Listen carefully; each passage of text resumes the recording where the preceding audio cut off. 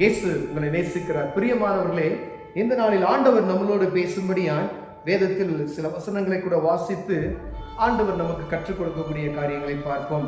அது லூக்காவின் புஸ்தகம் 18வது அதிகாரம் 1 முதல் சில வசனங்களை நான் வாசிக்கிறேன். சோர்ந்து போகாமல் எப்பொழுதும் ஜெபம் பண்ண வேண்டும் என்பதை குறித்து அவர்களுக்கு அவர் ஒரு உவமையை சொன்னார்.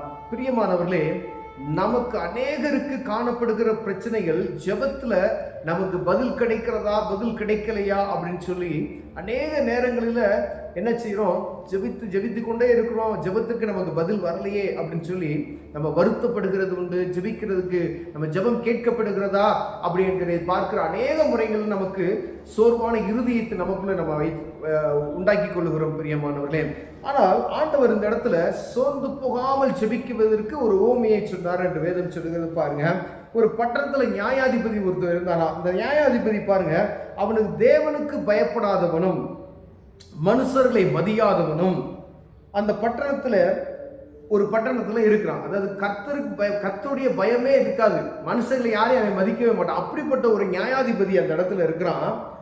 அப்படிப்பட்ட ஒரு நியாயாதிபதி இடத்துல போய் ஒரு விதவையான பெண் அவனிடத்தில் போய், எனக்கு ஒரு எதிராளிக்கு இருக்கிற ஒரு காரியத்தில் எனக்கு நியாயம் செய்ய வேண்டும் என்று சொல்லி அவன்கிட்ட போய் கேட்கிறான்.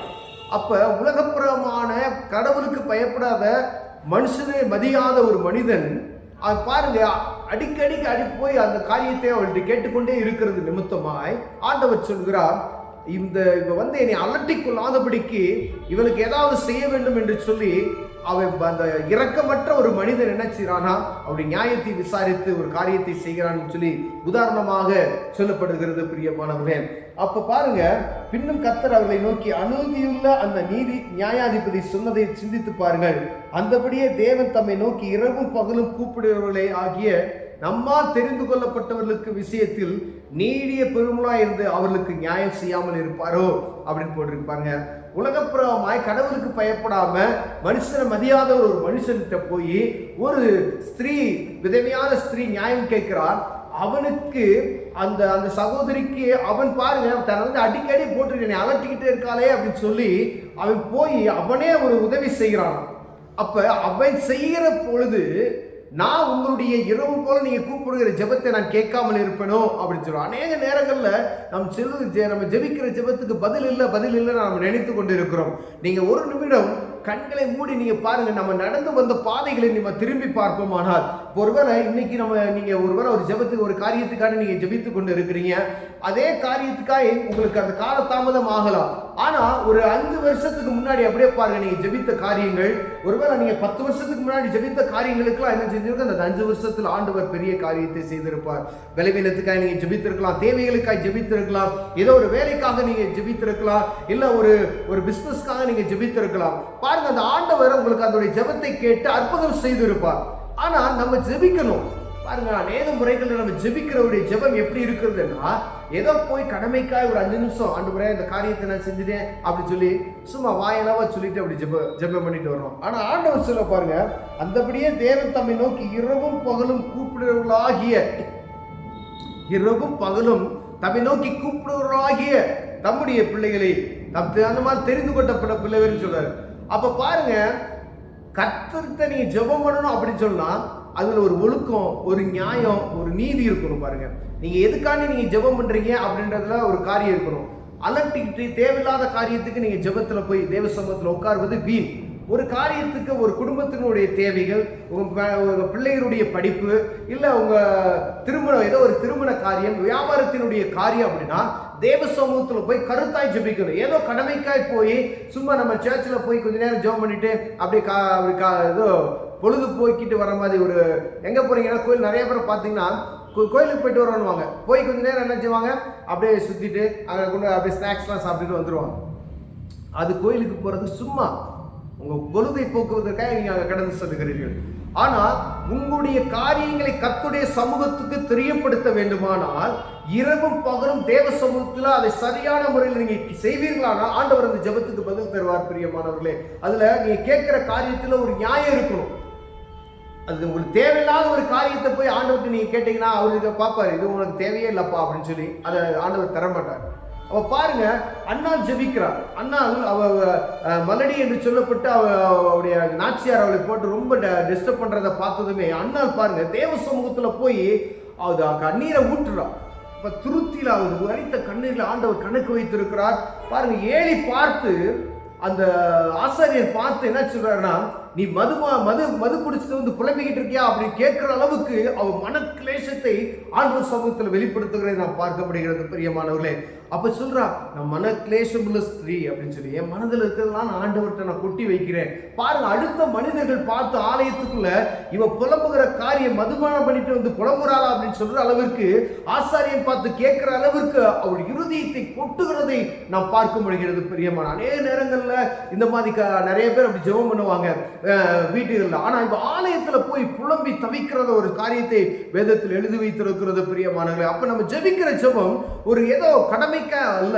நீங்க வேணும் அப்படின்னு சொன்னா தேவ சமூகத்துல கேட்கணும் அப்படின்னா ஆண்டவர் சமூகத்துல நல்ல உபவாசம் பண்ணி ஒரு காரியத்துக்கு ஜெபிக்கும் போது ஆண்டவர் என்ன செய்வார்? அந்த காரியத்தை வாய்க்க பண்ணி தருவார் பிரியமானவர்களே. அநேக நேரங்களில் ஜெபம் கேட்கப்பட மாட்டேங்குது, எப்படி ஜெபிக்கணும்னு தெரியல அப்படின்னா நம்ம நினைக்கிறோம். நல்ல பாடல் பாடி நல்லா வர்ஷிப் பண்ணுங்க, தேவ சமூகத்தை நல்ல கொஞ்ச நேரம் ஆராதனை செய்து நல்ல ஸ்தோத்திரங்களை ஏறெடுத்து ஒரு மணி நேரம் நீங்க ஜெபம் செய்வீர்களானால் ஆண்டவர் அதுல மகிமைப்படுவார். ஆண்டவருடைய நாம மகிமைப்படும். உங்களுடைய ஜெபம் கேட்கப்பட்டு அதற்கான காரியங்களை ஆண்டவர் செய்ய வல்லமையுள்ளவராக இருக்கிறார் பிரியமானவர்களே. ஆண்டவராய் இயேசு கிறிஸ்து அதிகாலையில போய் ஜெபம் பண்றார். அவருடைய காரியம் அவர் தேவ சித்தத்தை நிறைவேற்றும்படி அவரே போய் என்ன செய்யறாரு? பிதாவிட்ட போய் ஜெபிக்கிறதை நாம் பார்க்க முடிகிறது. சீசர்களை கூட்டிட்டு போறார். சாயந்தரத்துல போய் ஜெபம் பண்றாங்க.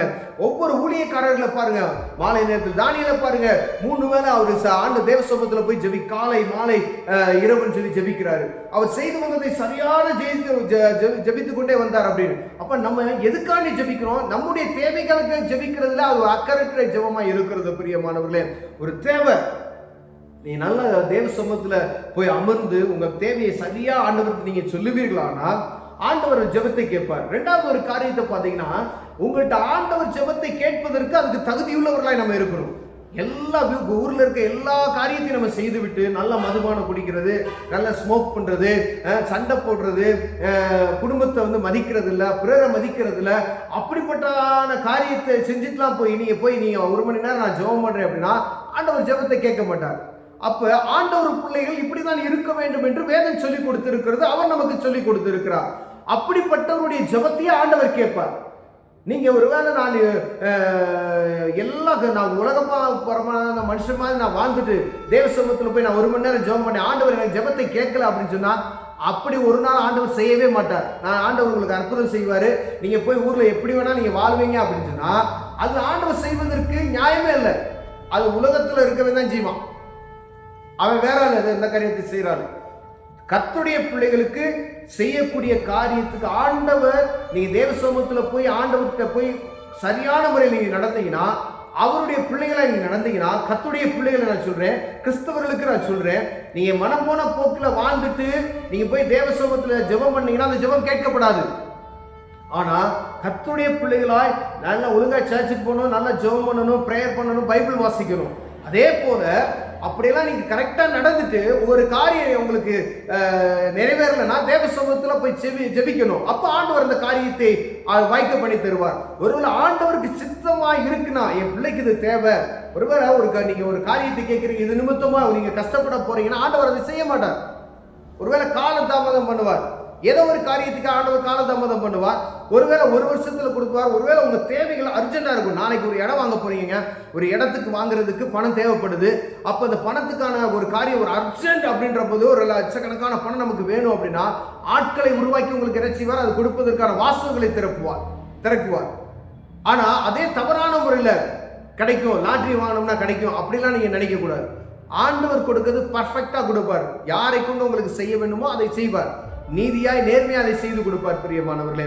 ஒருவேளை நீங்க எல்லா காரியத்தையும் நான் உலகப்புறமான மனுஷன் மாதிரி நான் வாழ்வேன் அப்படின்னு சொல்லிட்டு தேவ சமூகத்தில் போய் ஜெபிக்கிற ஜெபம் கண்டிப்பா கேட்கவே படாது.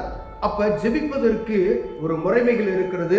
ஆண்டவருடைய பிள்ளைகளுக்கு ஜெபிக்கும் பொழுது இப்படிதான் நான் நடந்து கொள்ள வேண்டும் என்ற ஒரு விதம் இருக்கிறது. அப்ப எல்லா விதத்திலையும் ஆண்டவர் உங்களை உற்று நோக்க. ஏன்னா ஆண்டவர் முகத்தை பார்க்கிறவர் அல்ல, அவர் உள்ளித்திரியங்களை அறிந்திருக்கிறவர். மனுஷன் தான் உங்க முகத்தை பார்த்து உங்களுக்கு உதவி செய்யலாமா உதவி செய்ய வேணாமா அப்படின்னு நினைப்பான். ஆனா ஆண்டவர் உங்க இருதயத்தை பார்க்கிறார். இருதயத்தில் உள்ள எல்லா காரியமும் அவர் அறிந்திருக்கிறார். அப்ப ஆண்டவர் சமூகத்தில் நம்ம எப்படி ஜெபிக்கணும்னு சொல்லி கற்றுக்கொள்ள வேண்டுமா இருக்கிற பெரியமானவர்களே. ஒருவேளை நீங்க ஜெபத்துக்கு தாமதமாகுது அப்படின்னு நீங்க சொன்னீங்கன்னா தேவ சமூகத்தில் போய் அமர்ந்து கண்ணீரோடு ஜெபம் பண்ணுங்க, ஆண்டவர் அற்புதம் செய்வார். அப்ப இந்த நியாயாதிபதிக்கு சொன்ன காரியத்தை நம்ம பார்த்தோம். உலகத்துல இருக்கக்கூடிய ஒரு நியாயாதிபதி மனுஷனை மதிக்காதவன், கடவுளுக்கு பயப்படாதவன், அவனால நீதி செய்ய முடியும் என்றால் சர்வ வல்லமையுள்ள தேவன் அவர் நமக்கு நீதி செய்ய எவ்வளவு வல்லமையுள்ளவராக இருக்கிறான்னு பாருங்க. அதுக்கு ஆண்டவர் இப்படிப்பட்டதான ஒரு ஊமையை சொல்லி இருக்கிறார். கண்களை மூடுவோம், ஜெபம் செய்வோம். அன்பின் தகப்பனே, ஆண்டவரை ஜெபிப்பதற்கு எங்களுக்கு கற்றுக் கொடுங்க ஆண்டவரே. அப்பா, நாங்க நீதிமானாய் வாழ்வதற்கு என் தேவன் எங்களுக்கு வழி நடத்துவீராக நாங்கள் ஜெபிக்கிறோயா. நாங்கள் வாழ்க்கையை ஒவ்வொரு நாளும் கற்றுக்கொள்வதற்கு, கர்த்தருடைய பிள்ளைகளாய் வாழ்வதற்கு கிருபை பாராட்டுங்க. இயேசுவின் நாமத்தில் பிதாவே, ஆமென்.